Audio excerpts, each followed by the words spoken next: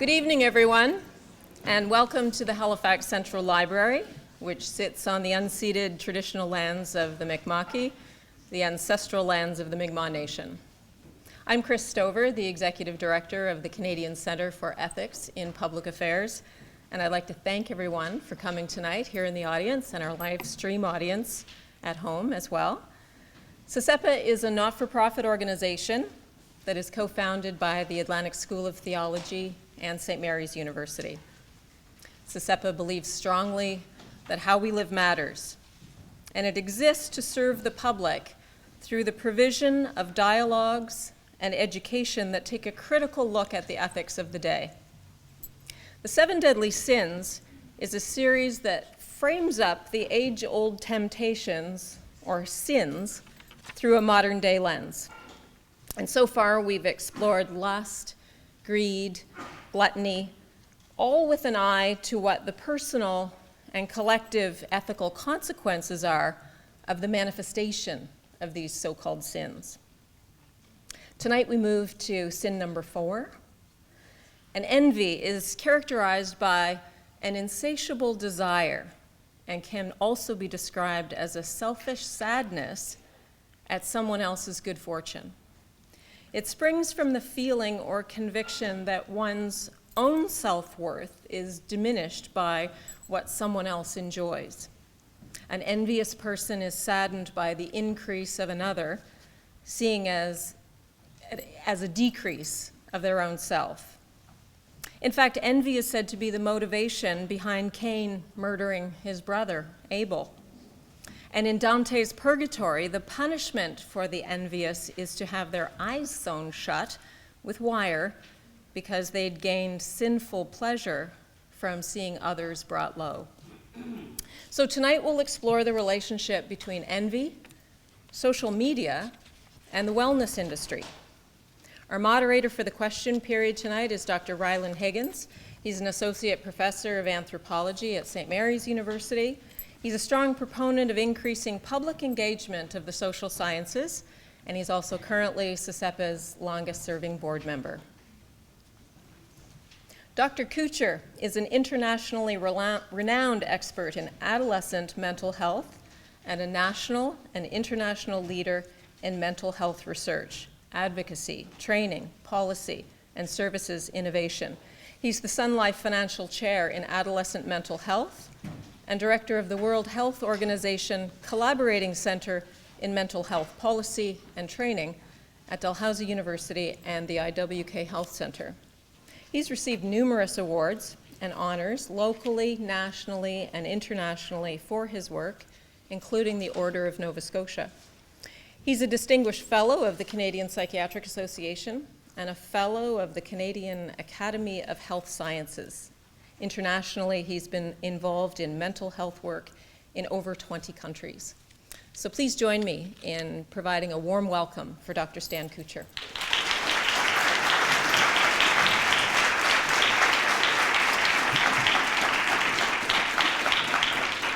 Thank you very much, and thank you very much, Chris. It's a pleasure and a privilege to be able to participate in this evening's discussion. I was very pleased to be asked to speak, and I have no idea how you decided I would speak on envy. I thought sloth might be more appropriate, but that's coming soon. It actually was great to engage with material which is not neuroscience. And my father probably would have enjoyed this because he was a Presbyterian clergyman. And what I learned about envy and the 7 deadly sins was in the church. I want to thank some people, Mina Hashish, who helped put these slides together, and my wife for letting me work on them during our holidays. So I'm going to start by saying, what does someone who's trained as a neuroscientist and clinician have to do with social, ethical, and philosophic issues? Well, I was a PhD dropout. I dropped out of university in history and went into medicine instead. And that history training was really important because it really taught me the importance of human relationships, culture, and the hubris of our understanding. Because at every point in history, we have always thought we understood everything, and we don't.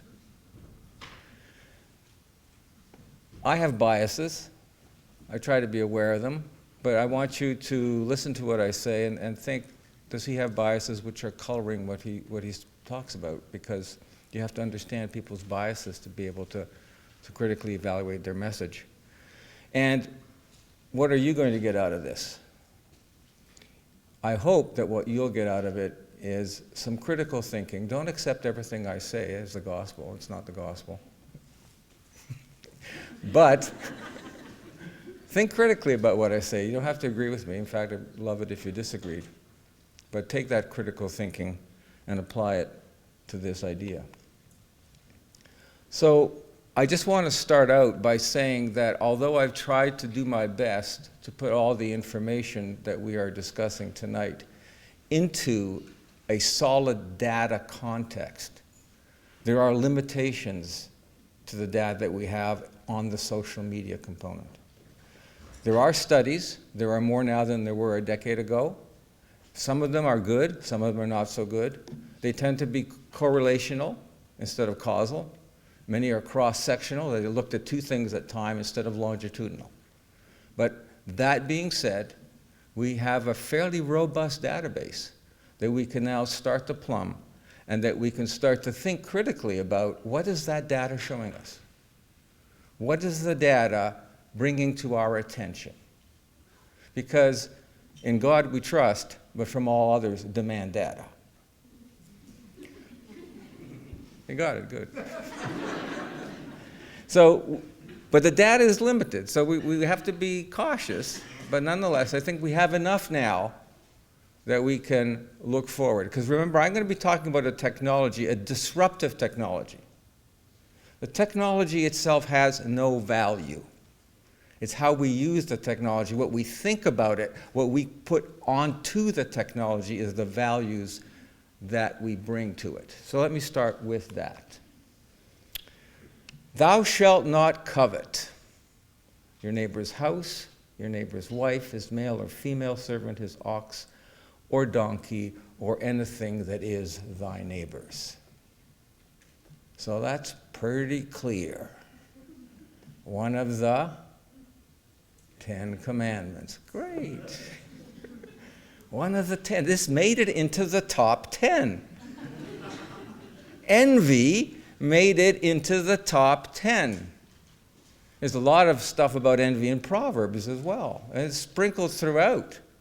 And it's not just only in Western holy texts, but you see it in all sorts of holy texts and revealed texts.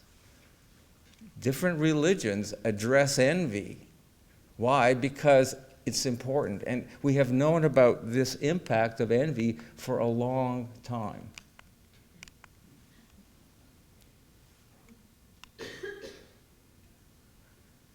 Envy is nicely defined as an emotion that occurs when a person lacks another's superior quality, achievement, or possession, and either desires it or wishes that the other lacked it.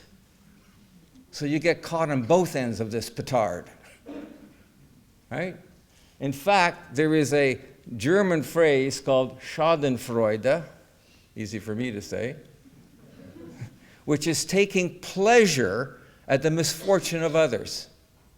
So not only does envy mean the tremendous negative emotions that I get because I desire what you have, or who you are, really important for social media, because who we are and what we post on social media are not the same thing. But it also is the pleasure that I get when things don't work out well for you. So it has two really negative social constructs.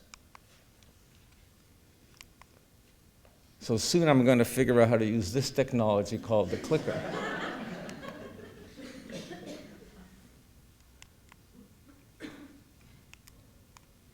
All right. You see, there's something wrong with me. Bertrand Russell pointed out that envy is one of the strongest causes of unhappiness. One of the strongest causes of unhappiness. Not only is the envious person rendered unhappy, he writes, but that person also wishes misfortune on others.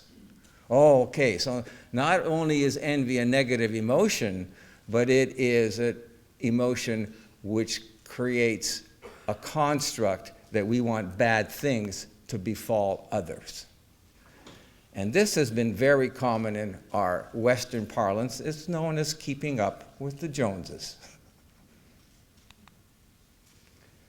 Now, a little bit more envy. Envy actually has a medical component.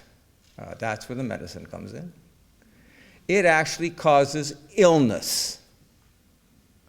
And you'll see that the color is green, which is bile. So bile was, in Greek medicine, one of the components that caused you to be unwell. And bile, of course, is green. Shakespeare, from Othello, "Beware, my lord, of jealousy. It is the green-eyed monster that doth mock the meat it feeds on." And Mark Twain, wonderful. "It turned Briar Merlin green with envy and spite, which was a great satisfaction to me." You see the other part of envy? Yeah, he was really envious of me and made me feel really good. And here we have our modern depiction of turning green with envy. We all know that as a metaphor. And of course, this being a wide open capitalist society, Benjamin Moore Paints has this paint that you can go buy. It's called Green with Envy. I'm not making this up. It's there. I found it on social media. And of course, why should we just stop being green with envy with paint? We can now be sick with envy, where you can go to buy all these wonderful things that will make all your friends and acquaintances sick with envy. So the relationship between envy as a negative emotional state, a highly potently negative emotional state, is also associated with poor physical well-being. So the envy construct from the historical record tells us that this is an emotion played out in social relationships, because without the social relationship, there is no envy. Envy is a result of social relationships, and it's a result of my perception of my relationship with you and yours with everybody else, and that's where envy comes from.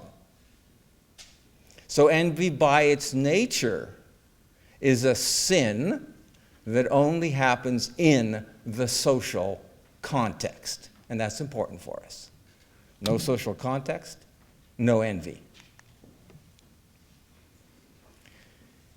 This is highly important for us now because of our current knowledge about how human brains grow and develop. The human brain is not fully formed at birth. It develops. And it develops until the early 30s. It's downhill after that, but until the early 30s, lots of good stuff can happen. What is really important is during the period, the 10 to 15 years following the onset of puberty, the two most fundamental components of the human brain that differentiate us from all other species, the two most fundamental portions of the human brain come on stream. And they are the understanding of social relationships, including the nuances of reading, analyzing, and responding to another person's behavior And this is the big and, how do we read that? We read that through looking at people's faces. When I say something that makes you feel sad or upset or angry, it's your facial response that tells me I need to modify what I do. It's that reading of human faces and being able to understand the nuances of those social messages which are developed primarily in adolescence.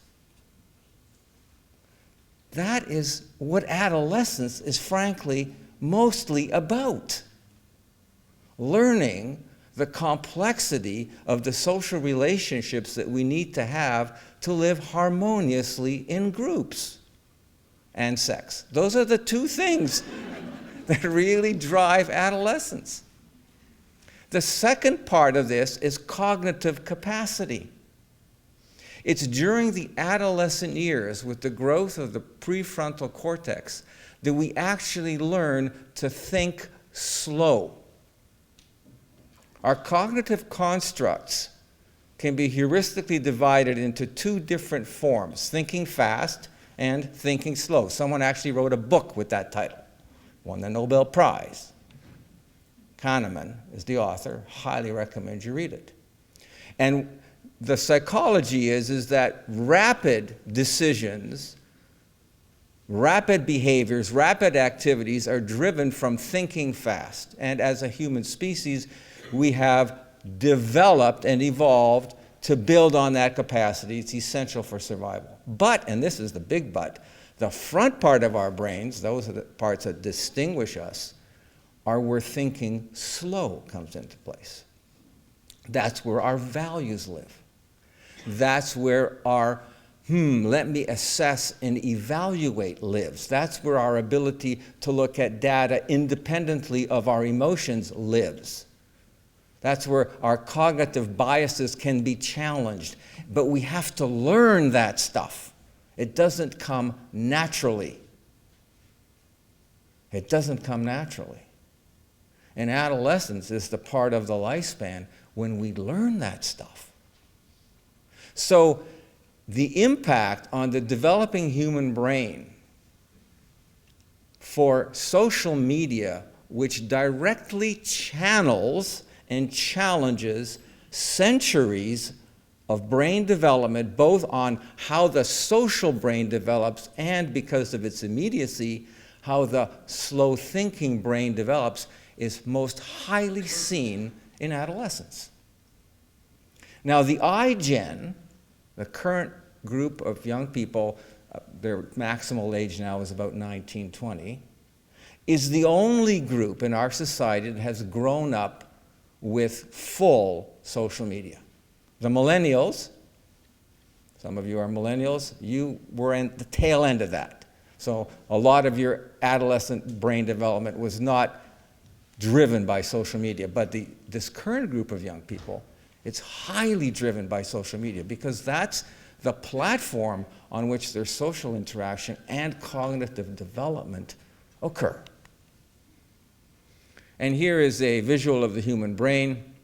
It looks a bit like a walnut. At the bottom, you see, you're looking down on it, that's the back, left ear, right ear, nose. This is looking at it from the right-hand side. The dark is the gray matter, and you see here by sort of the early 20s, much of the frontal cortex is developed. That's where slow thinking lives. That is where civilization lives. So it takes time to get there. Now, social media has a tremendous impact on envy because of the way people use it. The average adolescent girl in the United States takes 16 pictures of herself before she puts one on social media. It's got to be just right. I'm sure nobody here has ever done that.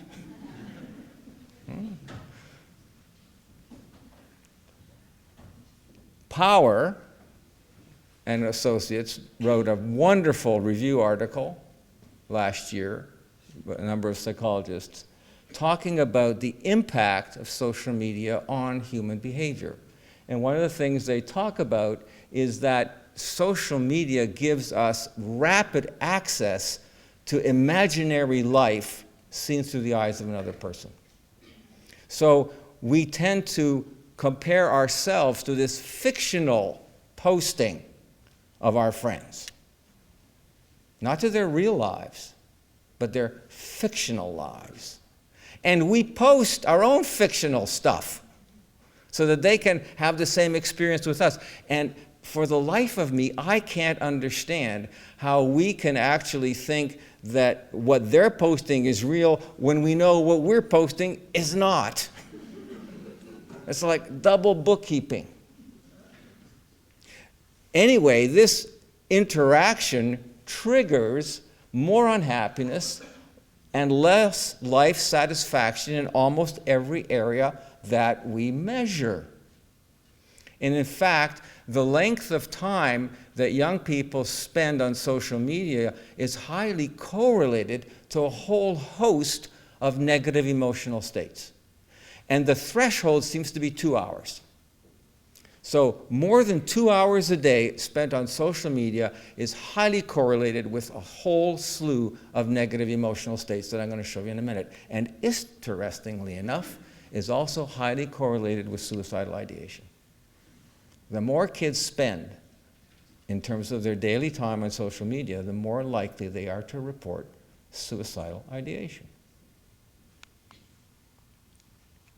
And so the popular press has got into now starting to address social media. So comparing yourself to others online, it's a real thing. The Social Media Envy, a Survival Guide. Okay, you can read this.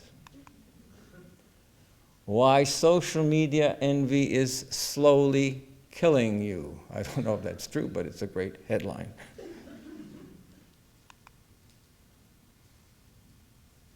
From Power's synthesis of the psychological literature, they report that social media can affect virtually every single facet of a growing, developing teenager's life. Every single facet of their identity, of their development, of their social relationships, and of their emotional state.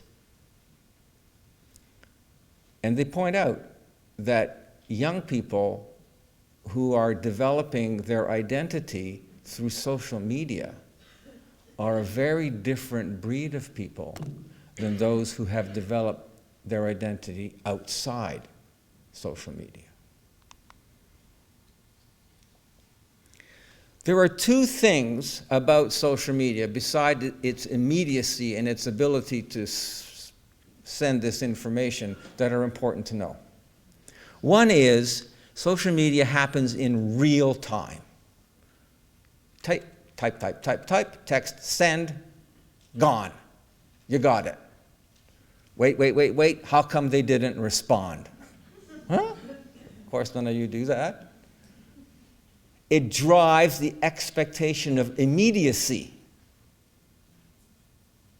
I want it, and I want it now. The ability to delay gratification changes with exposure to social media.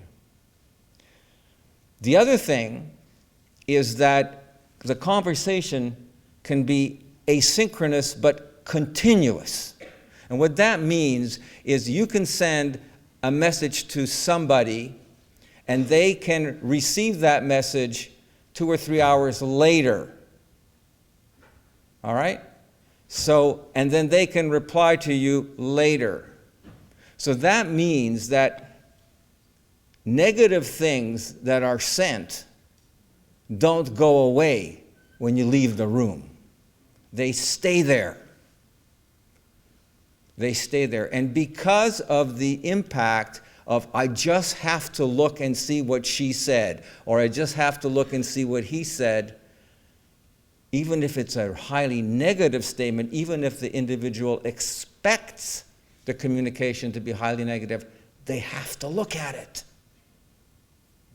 And if it didn't come immediately, it's going to come sometime tonight, so maybe I should just put the iPhone under my pillow. That's where 90% of kids have their iPhones, by the way, and if you're a parent, take the damn phone away. So when the ping happens, I'll be alerted. You never get away from this thing. And we are primed to look for this information even if we know what we look for can be harmful to us. The other thing with the social media is because of its incredible reach, it encourages tribalism. And it's no surprise that when we look at how our societies are fracturing into smaller and smaller groups, there's a huge correlation here. Because it allows us to link with people who are like us, and it allows us to attack people who are not like us. And if you're the president, you can just attack everybody. And being part of the tribe engages you in rituals, whether those rituals are harmful or productive, because they can be both. So bullying, which happens without social media, is highly accentuated in social media. Because not only does the one person bully the other person, but the group around the bully want to be part of the tribe, and so they get in on the action. And social media pulls for those components. And here's some data. This is data from Monitoring the Future study, a longitudinal study in the States looking at social media impact. And what you see, the risk of being unhappy is highest with kids who are texting on social networking websites and often using the internet. And it's lowest for those who are going to church, having sports and exercise, doing their homework. Or how about that, eh? Doing their homework doesn't make you unhappy, it makes you happy.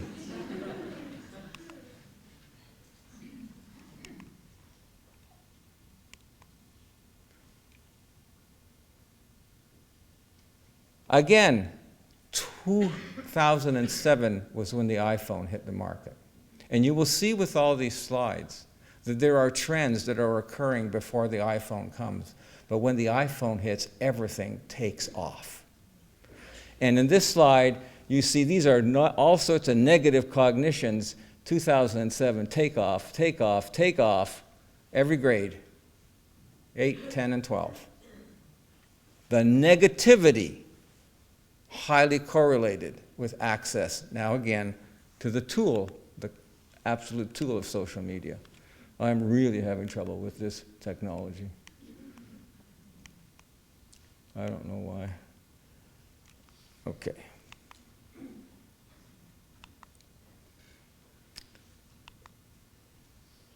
And again, this is depressive symptoms, self-reported depressive symptoms, the same thing. So everywhere we look at this data, these longitudinal studies, this is the classic longitudinal study, we see the same phenomenon.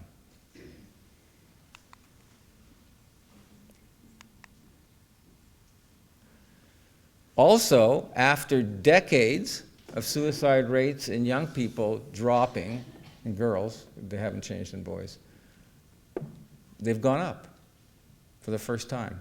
Highly, again, correlated to a number of factors. One is open talking about suicide and thinking that's a good thing. It's not.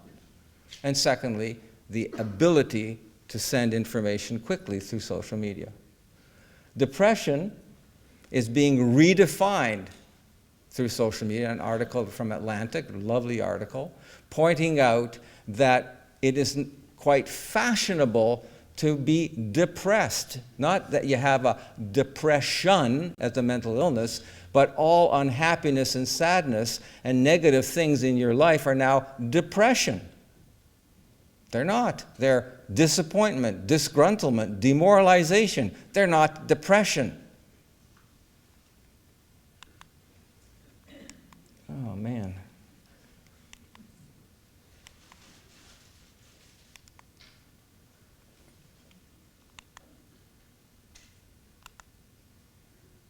The next one is anxiety.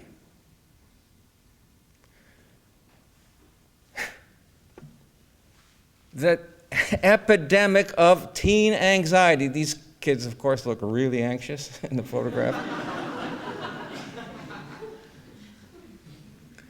We don't have an epidemic of anxiety.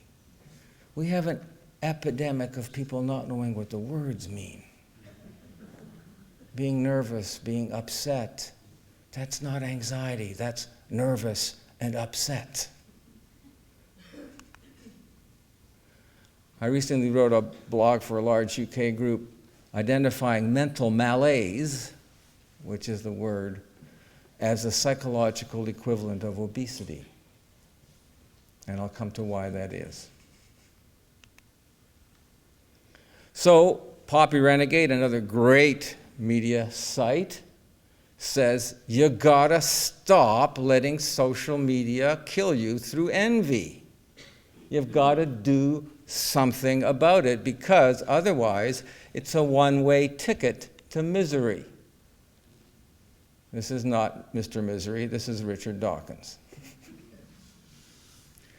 Richard Dawkins is a critical scientist, and the reason that his photograph is here is because he is thought to have coined this next, oh man.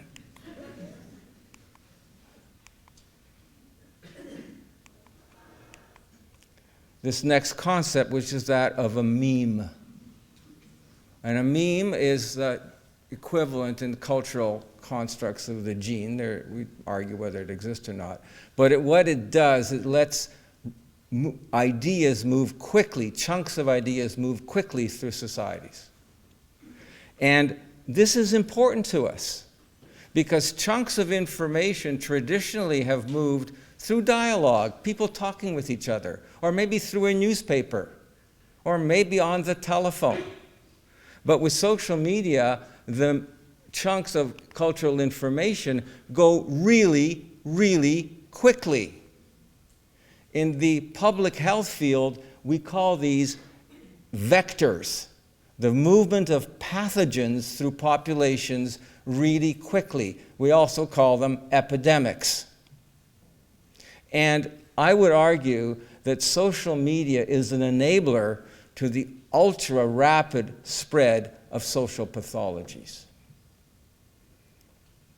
Maybe also for good things, but clearly what the data is showing for social pathologies. That means that negative constructs can move very, very quickly and have a very wide spread.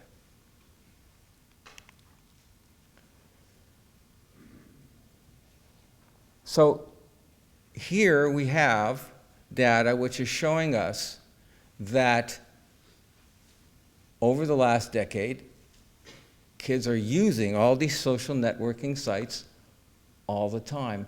And look what has happened to the traditional markers of human growth and development.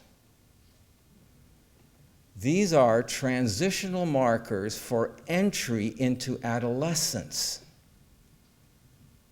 So most youth, this is US data, but it's the same in Canada and the UK, most youth get to college with never having a summer job. Most youth don't have a driver's license. So what does that actually mean for us as a social construct is really important, because historians know that every culture defines its developmental stages. Adolescence is a biological phenomenon, but it's also a cultural phenomenon. It is defined in both different ways. So the biology and the cultural definitions are not necessarily equivalent. And what we are actually seeing is the millennial generation was delayed entry into the markers of adulthood. The current generation is delayed entry into the markers of adolescence. And college campuses have become the new junior high school. And the challenges that kids are facing on college campuses, the ability to think critically, the ability to handle dissent, the ability to move in socially demanding and challenging circumstances and to do that well without thinking that you need emotional security, that's an adolescent challenge.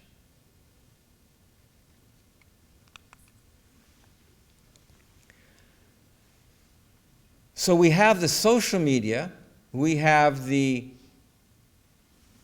delayed developmental constructs, and we have this.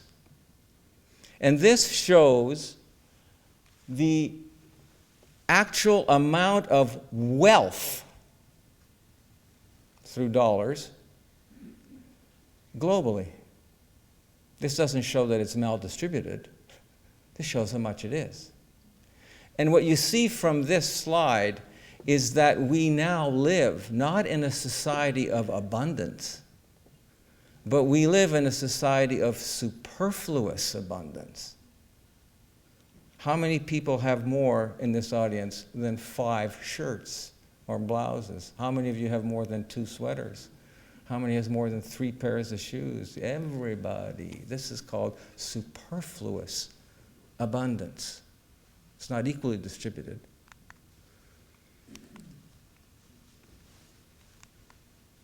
Boy, this can't be just me, because I would have learned how to do this by now. The other thing that I want to show you is the relationship between what we spend on health and health outcomes. It's not linear. The more we spend doesn't get us the same outcome, because it depends on the health status of the population. So when the health status of the population is low, we spend this amount, we get a real positive improvement in the health status of the population. When the health status of the population is high, we can spend the same amount and see almost nothing. So this is one of the paradoxes that we live in. We do have one of the healthiest populations ever since the dawn of time. And our demands for more and more spending at the population health level are not going to likely give us incremental increases in health metrics, because we're already near the top. It's called a ceiling effect.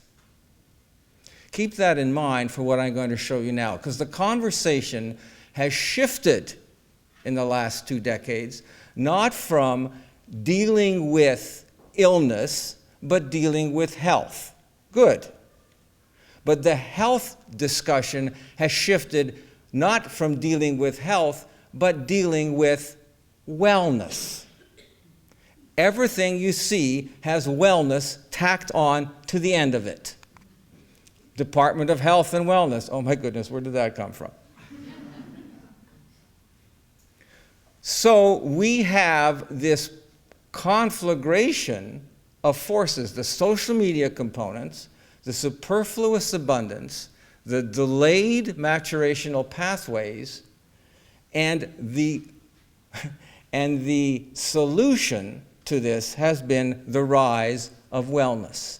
Spoiler alert, this actually makes envy worse.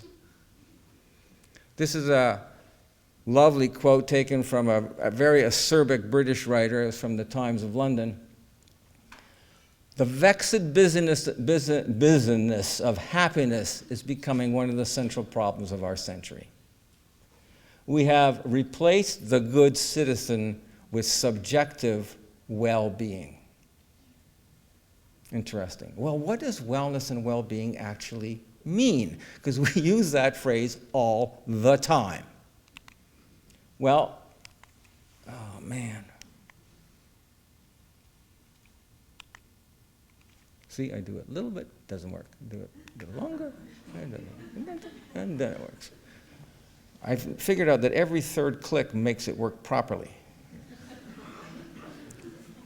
The Centers for Disease and Control in the United States, and prevention they're called now, can't figure out a definition of this.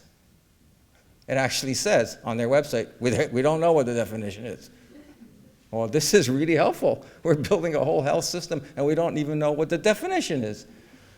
But then they say, and this is really important, it includes the presence of positive emotions and the absence of negative emotions. Are you kidding me? If you have a negative emotion, it means you're unwell? Your mother dies and you're unhappy, that means you're sick? No, it means you're normal. In fact, it's the negative emotions that drive adaptation. Without having negative emotions, we wouldn't know that we have to change what we're doing. Negative emotions are the driver of human resilience, not positive emotions. So what are we teaching the kids? If you believe that the driver of wellness is only positive feelings, I feel good, then when you don't feel good, you feel really terrible. And when you look at your friends all having a good time, you feel worse. And it's not a surprise to me that in the last decade we have seen huge self-reports of negative emotional states in young people. Because it's related to this conflux of forces. See, look at this. This is actually getting a little annoying for me, so it must be really annoying for you. But that's the best definition of wellness that we have. Here's another definition. This comes from the Journal of Wellness and Wellbeing. There actually is a journal that is called that. There used to be a journal of eugenics, but anyway, that's the way it works. If you think I'm wrong, just look it up. Where was the leading component of eugenics in North America? Harvard! Well-being is not a beach you go and lie on. It's a sort of dynamic dance, and there's movement and all that. Oh my God, it's like Deepak Chopra.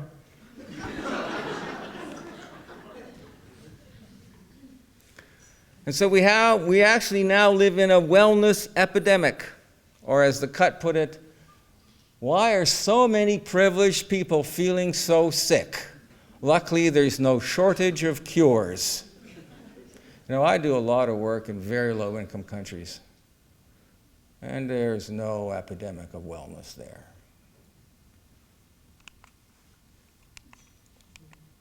Oh.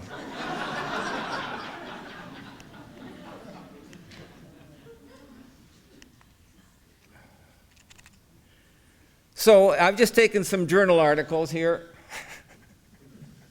This is from the grocery store.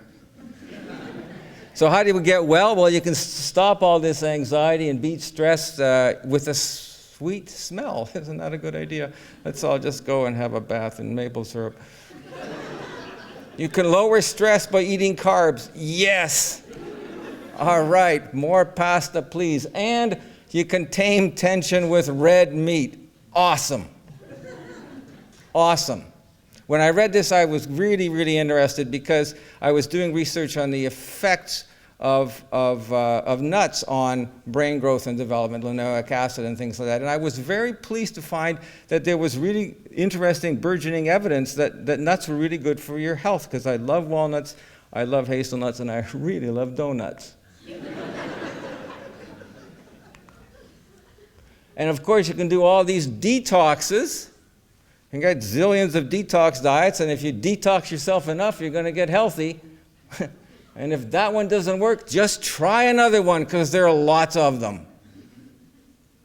Or, as the wellness mama put, and you saw already, you can just go and detox your armpits. Why does Shoppers Drug Mart sell this stuff? Because people buy it.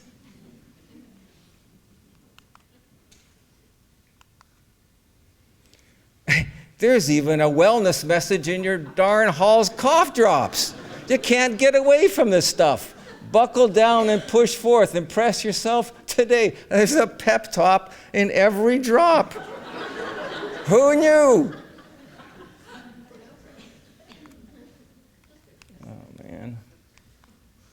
This really is a pain. And you can go to your local chapters and you can find an entire row, probably as wide as this auditorium, of books on well-being. 2 decades ago, there were 0. There weren't any. And it doesn't matter what you do. You can take the covers and switch the covers for the insides, and nobody will know it's a different book, because they're all the same. Do you know what the largest predictor of why somebody buys one of these books is? They've bought another one before. That's true. Oh, man. Well, there's 2 new phases coming from Japan, and because it's from Asia, it's got to be good.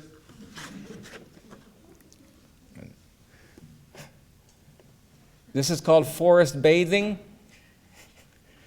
You go into the forest and you bathe. If you're doing this in Point Pleasant Park, don't take your clothes off, as that would probably be a bad idea.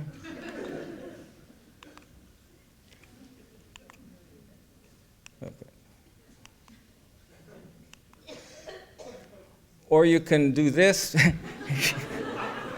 I'm not making this shit up. You can get your swaddle cloth, lie down on a yoga mat, and rock back and forth, reminding yourself of the womb. This will take away all your tension, your anxiety, your stress, and everything else.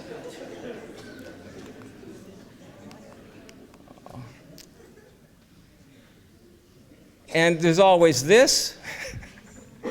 And Forbes magazine has identified that the largest growth in the wellness market is cannabis. So July is coming.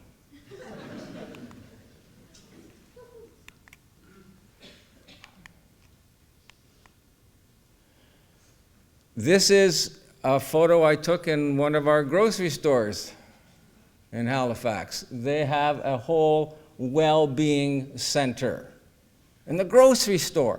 Well, what's in there? Let's have a look.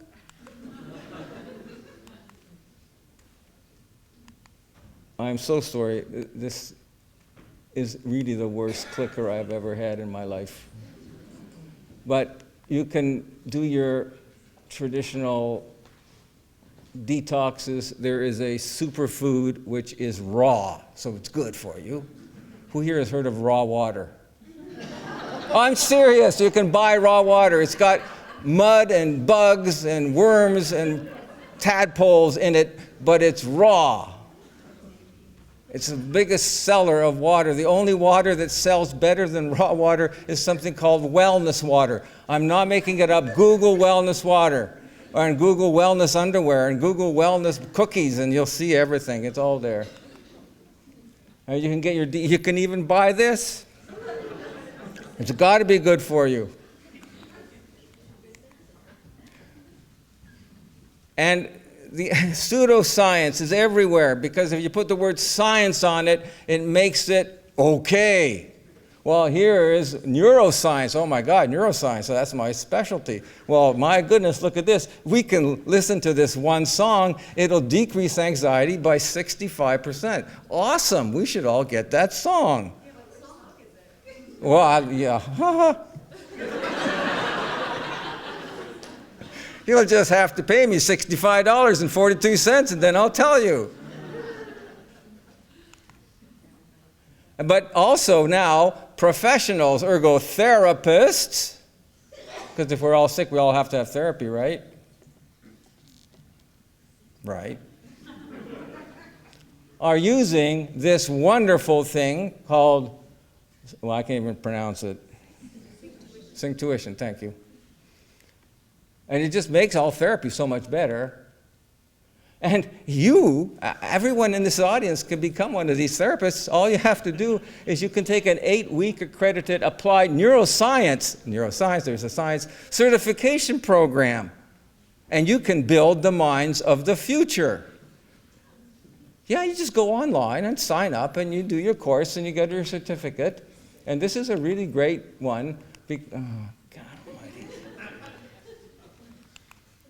Because look what you get. You not only get a certificate, you get neuro relationships, neuro health, neuro education, neuro entrepreneurship, and neuro spirituality. You guys got to sign up for this. It's neuro spirituality. How good is that? My God. Sorry. Well, don't panic, because there is stuff that we can do about this.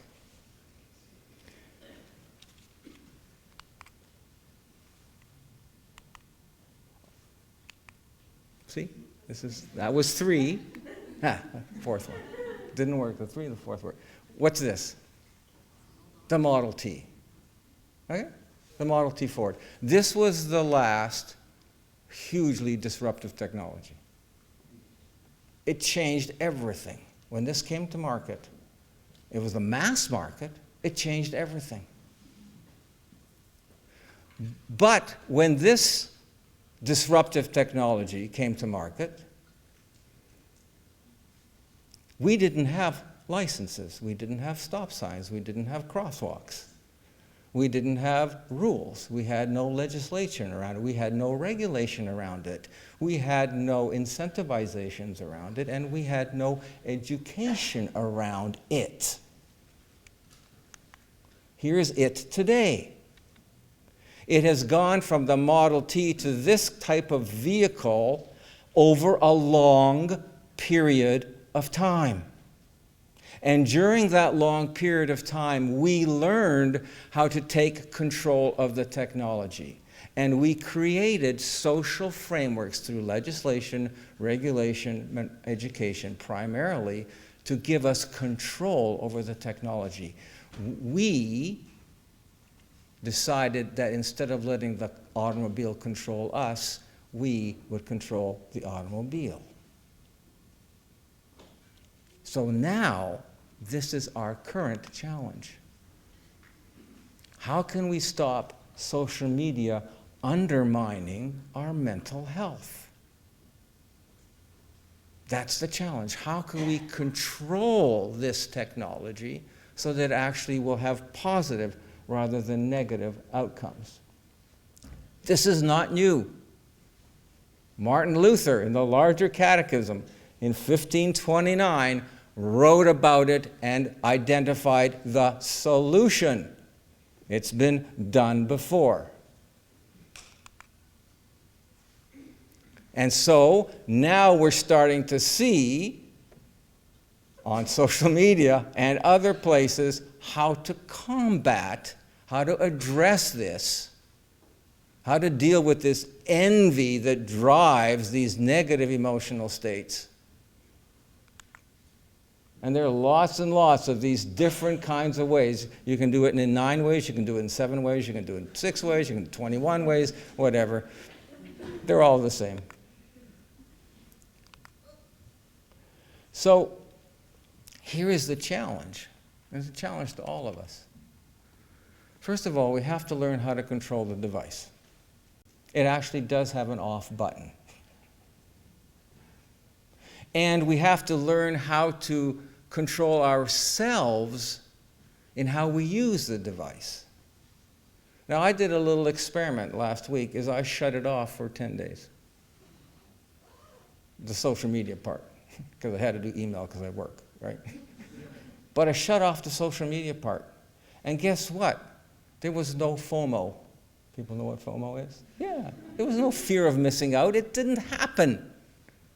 And instead of clicking and talking to people who are my friends, or I think they're my friends, I don't know, they did follow me, I followed them on Twitter, whatever, and I actually talked to real people. I had conversations. I learned all sorts of stuff, and the conversations were complex and interesting.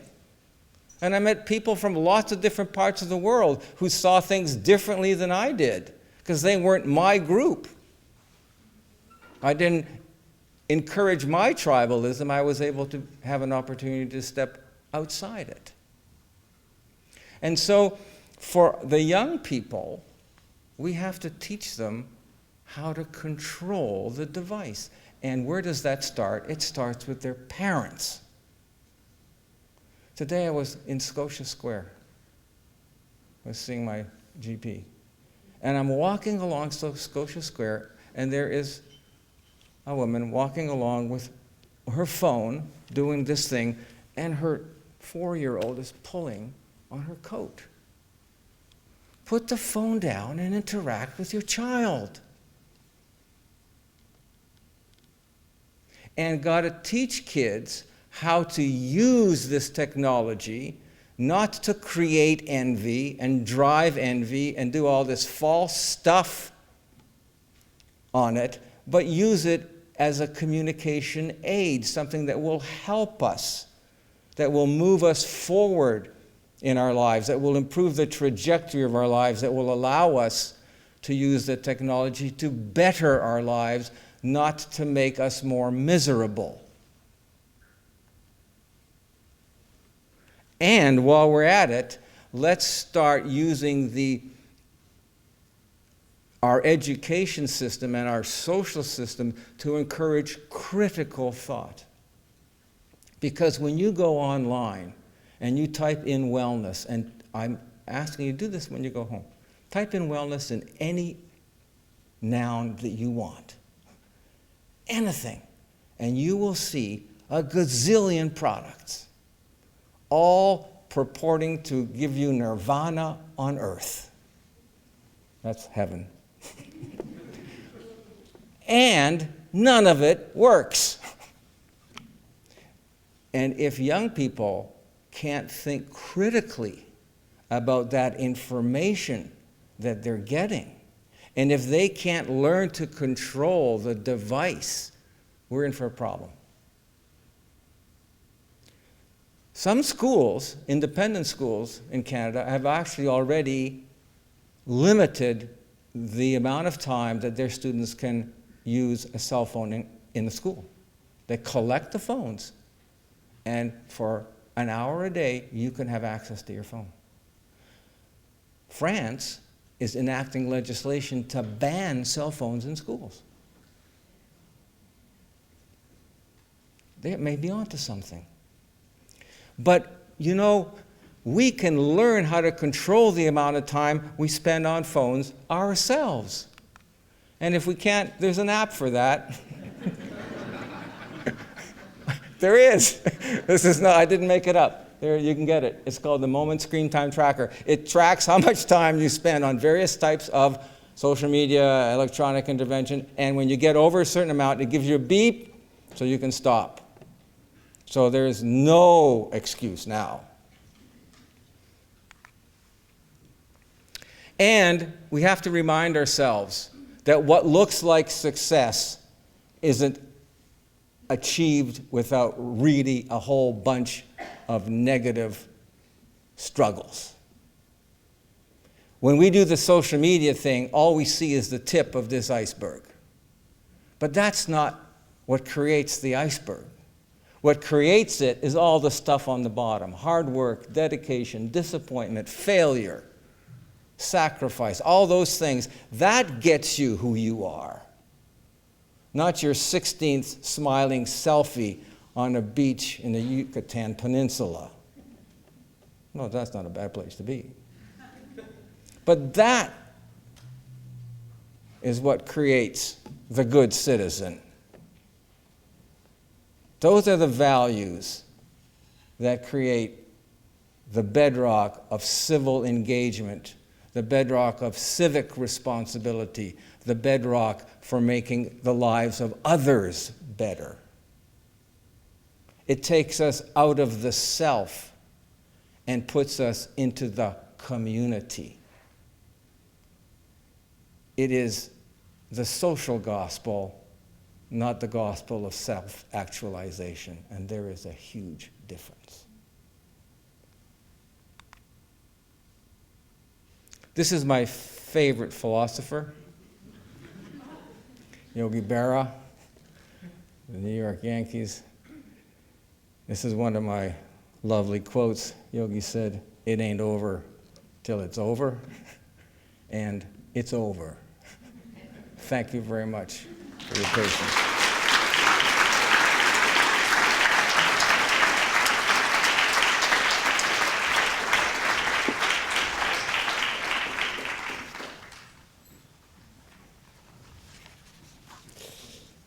Well, good evening, everyone. I'm Rylan Higgins, and I have the sort of unenviable task of following what was quite a talk, thank you. And I guess what I have to do is just take your questions, but I'm supposed to say several things before I take your questions, so let me stay on track here.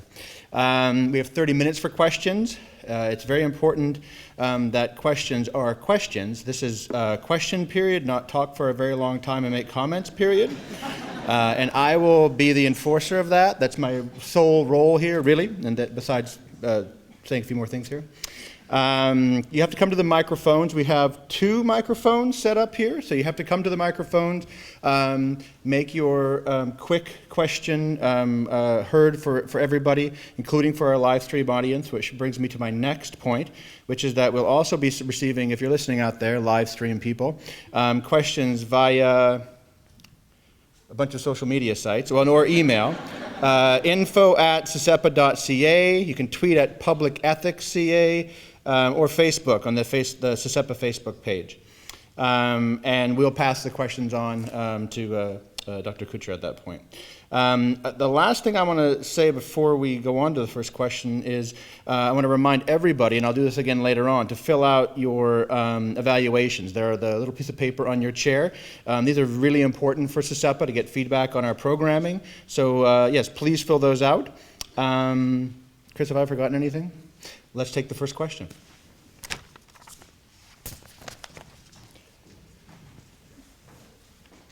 Okay, so the question I have is kind of the anecdote you shared regarding going dark on social media for 10 days. And it kind of got me thinking of it, how you're saying that you had removed all the social media or all the non-email aspects from your phone or whatever went dark on them. And it kind of got me wondering as to why it's the social media aspect of things that causes the problems, because I kind of view the work aspect and the email, et cetera, to be the same thing. Is this just a case of where the society as a whole has just shifted as it's progressed, and we just have new tools for communication, for instance, social media? Because I would view, I guess, the sort of fact of using email as kind of in that same sort of, as kind of potentially that same, it's just a tool. So I guess where I'm kind of going with this is like the concept of the echo chamber existed long before social media with regard to like, just kind of bouncing similar opinions off. Why is the discussion, I guess, mostly around social media as opposed to like recognizing it as a tool, albeit a powerful one, and focusing on the issues that would cause someone, I guess, to seek out an echo chamber in social media or seek out an echo chamber amongst their friends in reality? Yeah, very good questions. I also shut off the email. I just let myself look at it once or twice a day because there are a couple of grants that had to go in, and they have deadlines, right? So yeah. But that's okay. An hour a day is not too bad. So the issue here is that, and it's particularly poignant in young people, and it's the impact that this type of interaction has on how they grow and develop their identities, how they grow and develop their emotional capacity, how they grow and develop their resilience, and how they grow and develop their ability to think really, really, really quickly. And when we look at those components, kids don't go on email. They're not on Facebook either. They're on this stuff. And it is different. It's different in that it's instantaneous, it demands attention, it doesn't support face-to-face interaction, which where we learn from, and it doesn't support the development of slow critical thought. It actually pulls for those dimensions of how we grow and develop, which are antithetical to those components. So yes, I think you have a very valid point about the connectivity, and I would completely agree with you. But I think that the social media piece of that connectivity is different. It's different than email, because it has a whole different set of implications of how we actually relate to it. But couldn't that be just because society hasn't progressed to the point where it's as common as, say, you can use it the same way you use email now? Because you can make the same argument about letter mail versus email. Well, so I'm hopeful, I'm very hopeful, that we will actually learn how to control the technology and be able to use it for the good things that it might be able to do. And that we don't remain helpless in the face of the technology, but we create the legislation, regulation, and education that we need to take advantage of the good things that the technology can give us. Because I think there are a lot of good things that it can give us. But as we see from the data, that there are a lot of things that are not good that it gives us. And so the challenge, as I think, as you rightly put it, is how do we learn to use this technology for the good of us instead of the not quite so good of us. All right, next question. Hi, thank you for your talk. I'm a grad student and I'm actually looking at a similar topic through a different lens where I'm looking at the ways that activists, particularly climate change activists, the way that social media affects their empathy and the way that they build connections to people across the world who are being immediately impacted by climate change. And the result is that people are feeling slightly unwell because of it, because they're feeling a lot of secondhand pain and they're more connected than they were before. But one thing that I found frankly troubling in this talk was a lack of discussion or acknowledgement of neoliberalism, capitalism, and the industries that actually control both social media and wellness. And I mean, in Nova Scotia, particularly within Canada, access to healthcare is abysmal. It took me 9 months when I was suicidal to see a psychiatrist, as I'm sure you're aware of. And I think that those have a lot of roles to play, and the reasons that people, particularly young people, who are living in a world that's more ruled by the idea that they are the reasons that they are sick, are seeking these alternatives to wellness. They're trying to go outside of the medical system because there's inadequate and not culturally and relevant appropriate care, particularly within psychiatry, to treat what they're going through. And I'm curious if you have responses on those root causes of, I think, which, like, that's the demand side of people looking for wellness, I think, much more than the supply. And then the supply, I think, is rooted in things like capitalism and industry. So I would... So I think you put your finger on a really, really important point, which I didn't have time to get into because I was only given an hour to speak. But the wellness movement is a classic neocon framework. It's as good as it gets. The person that has created and given the most money to the development of all of this wellness components from positive support of the creation of positive psychology is Templeton. John Templeton, the classic neocon capitalist driver. And he, if you ever get a chance, I would highly recommend you read his 21 points for a good life. It's all this wellness stuff. That's what it is. And he, if he was alive, would be jumping up and down in delight at the fact that what has been created is a self-absorbed cultural state in which the impetus is the huge commercialization of stuff which doesn't make much sense and really doesn't help us, but can harm us. Because he was all about creating this culture of self-absorption and using capitalist frameworks to enhance consumerism. And that's exactly what we have seen. He has been successful at it. And so this wellness component, which is accentuated, I agree with you 100%, it's accentuated by the reach of the social media. It drives a couple of things. One, it drives that emotional unhappiness. And the data is clear. The more you spend 2 hours, the more you spend on social media a day, up goes the loneliness, down goes the social connection, up goes the virtue signaling, down goes the relationships, up goes the worry, anxiety, nervousness, all that stuff, hugely correlated. And actually one longitudinal study where it actually shows that when you increase it, these things increase. So what you are describing is exactly the point that I've been trying to make in this without having the chance to go into that whole neocon component. And that is that as a society, what we have done is we have given away the hard work that it takes to be responsible for the other and bought this bauble of goods, of the shiny things that are good for me, but they're not. And my point that I was trying to make, I didn't make it very well, was the more that we buy these baubles that are good for me, the more we leave aside our social responsibilities. No longer are we the good citizen. What we have done is we have focused on something that we think is good for us, but it's wrong. It's ephemeral.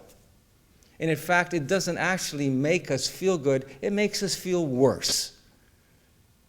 As I said in my talk, the people that buy most of the well-being and wellness books are people that have already bought one.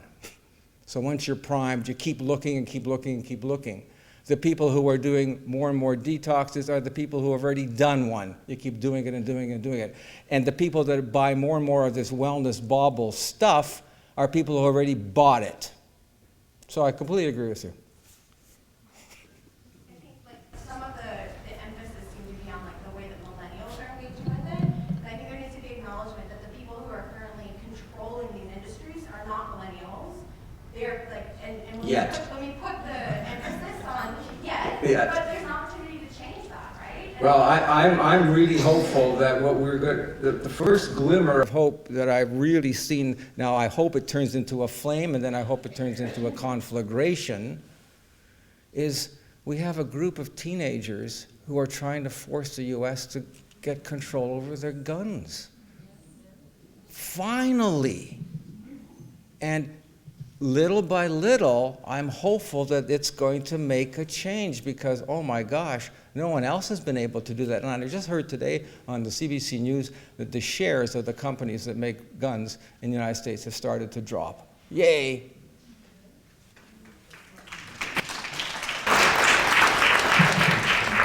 So I just want to step in as moderator just for a minute. Questions are turning into quite long statements, and I want to try to put a cap on that. Also, please try not to speak off mic, all right, because we do have people who can't hear you unless you're speaking into the mic. Next question, with all that in mind, please. All right. Go ahead. Okay. This was not something I was going to talk about, but you mentioned it. You mentioned finally some youth are speaking up. Although that sounds good, that's fundamentally insulting to Black and Indigenous peoples who have been speaking up about the amazing amount of violence that we've been experiencing for over 400 years since some people visited us. And the Black Lives Matter and I Do No More have been talking about this violence. So what the elephant in the room is whiteness, white supremacy and Eurocentricity, because there was a bunch of privileged, rich, white kids who were threatened. And that's when people took it seriously. So there's this history of erasure of Black people. So now I'll get to my points. You mentioned, you talked about a lot of stuff, but you didn't talk about capitalism. And if you know of a guy named Gabor Mate, I suggest that you look up, he's had something called How Capitalism Makes Us Sick. We're living in a colonial society that was created by genocidal maniacs who came here to steal, rape, and pillage. And so what you're seeing now is that the messed up systems that they used to try to destroy people like me's culture is now happening to the white people. And so now you're experiencing how destructive your culture is. But you're not recognizing it as a destructive culture. You're still looking at the symptoms. So I think it's important that you start to decolonize the way you address these things so you can come back to the roots and look at those who have lived for thousands of years in peace before we were invaded. My last point and question is I would like you to be conscious of how you use the word tribalism, because that fundamentally has a historic and very negative perspective. Because when those of us who you guys choose to call tribes, who are actually nations, organize, we organize with love, not with genocide. So the idea of tribalism being a genocidal ideology is actually a European ideology. That is not ours. When we get together and understand that we are brothers and sisters, and that we understand that we need to treat each other with love and respect, that is something that we've been doing for thousands and thousands of years until you guys showed up. So please be careful and don't be insulting, and also acknowledge your white privilege and acknowledge the fact that you're fundamentally on a plane that is going towards destruction, and you're trying to figure out how to make the plane better. And indigenous people have been saying for over 400 years that you need to wake up and humble yourself, because your so-called civilization is actually just an infant compared to the hundreds and hundreds of years that we've been existing in peace until you guys invaded us. So we'd like you to stop doing that shit and maybe start looking and learning from other people so that we can have a better world like we did before you invaded.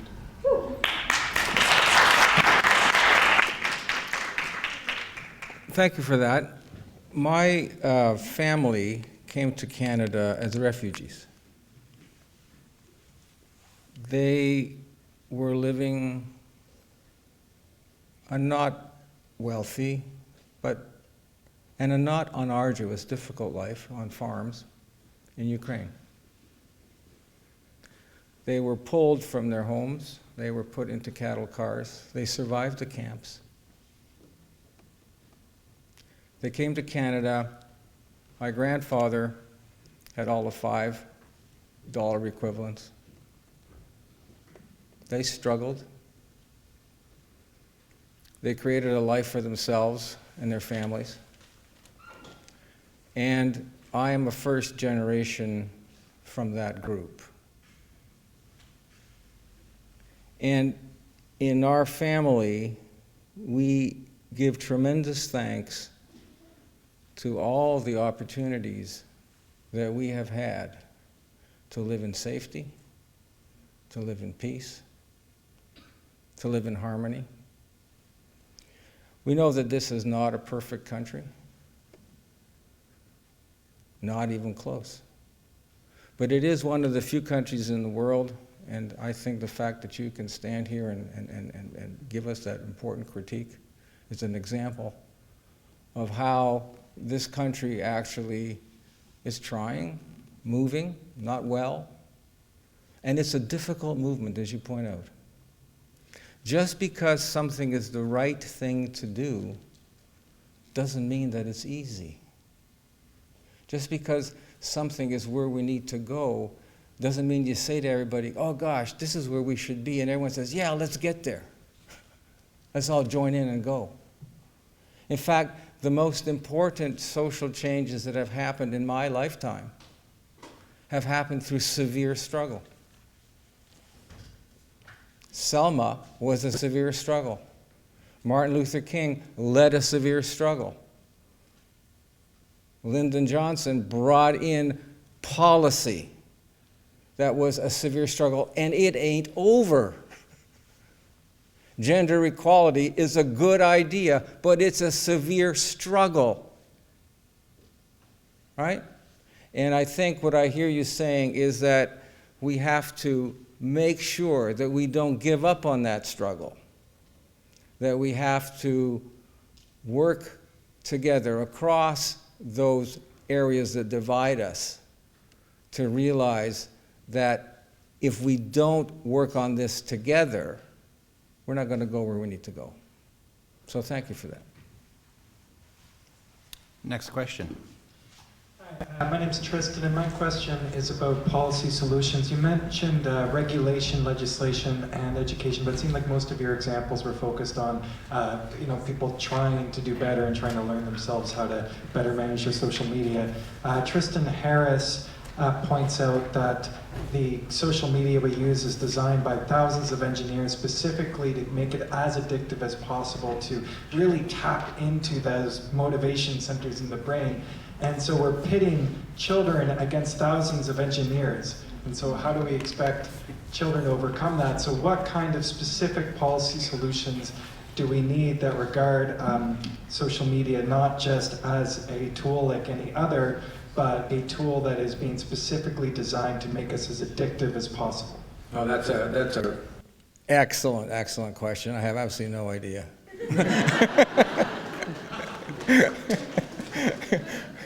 But you put your finger on exactly some of the things that we need to ask. Like, why is it that technology is built that way? And you're right. I mean, it was designed to, I don't know if it's addictive, but it certainly is designed to drive that behavior, to drive the seeking, the novelty behaviors. That's what it does. It's like going into a casino. They're designed in the same way. So it's designed to draw you in and to keep you there. So there are ways but that's a regulation issue, isn't it? So that can be regulated, because cars initially didn't have seatbelts. Now they do. That's a regulation. Cars didn't have windshield wipers. They didn't have lights. They do. And that's all from a regulation. But in addition to that, we actually went beyond regulation. We went to legislation. So there's all sorts of legislative components. You have to have a driver's license. You have to pass a test. So there's education that goes into that too. And there are penalties if you drink too much. So there are all sorts of stuff that we've created. And it took us a long time to do that around that last disruptive technology. I don't think we have the time to wait. Because this disruptive technology, it's more insidious than the other one. The other one, you drive your car along, you hit a cow dead. Oh, well, cow's dead. You can see it. But this stuff sneaks up on us. So if you have any great ideas, I'd love to hear them from you.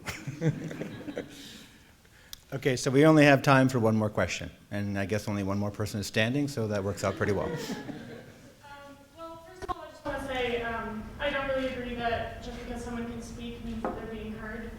And then also, I kind of also have a problem with the sort of elitist nature of examining from our society as to them, so kind of assuming that ours is better when actually calling emotions has been since the Industrial Revolution to increase productivity. Colonialism has supported that. And I guess I was curious how you can lay out all these different reasons why social media and why envy can affect people so much, and then also claim that youth aren't able to actually determine what is depression and anxiety, and say that they're not actually experiencing those. Oh, youth are very good at identifying negative emotions. And the data on that is pretty clear. And the social media drives the experience of negative emotions. But they're not very good at differentiating what they are. So negative emotions such as disappointment, disgruntlement, demoralization, distress, disgust, disengagement, those are all negative emotional states. But they're all very different. They're different one from the other. They don't mean the same thing. But what has been happening over the last decade and a half is that all those words have been categorized and collapsed into one noun called depression. And so when you give a questionnaire to kids in high school, we've studied this, and you say, have you felt depressed in the last 6 months? 80% tick off yes. They haven't had a depression, they've had negative emotions. And the answer to that is not more therapy. The answer to that is not more medicine. The answer to that is changing our social relationships, building off the strengths of others, building off the real strengths of others, building on real social networks. One of the things that we know from pretty well every single study that's been done on healthy longitudinal aging is that one of the most important factors, and I see some of my medical colleagues in the room, and I'm sure they will agree with me, one of the most important factors for healthy longitudinal aging is the quality of your social relationships. Not social media relationships, social relationships. The quality of our social relationships is fundamentally important for health, it's fundamentally important for longevity, and it's fundamentally important for creating just and equitable societies. And that's one of the challenges, because this technology is a disruptor. And the worry is that it could be disrupting some of the most important things that encourage us and help us develop better societies and help us live better lives. That's our challenge.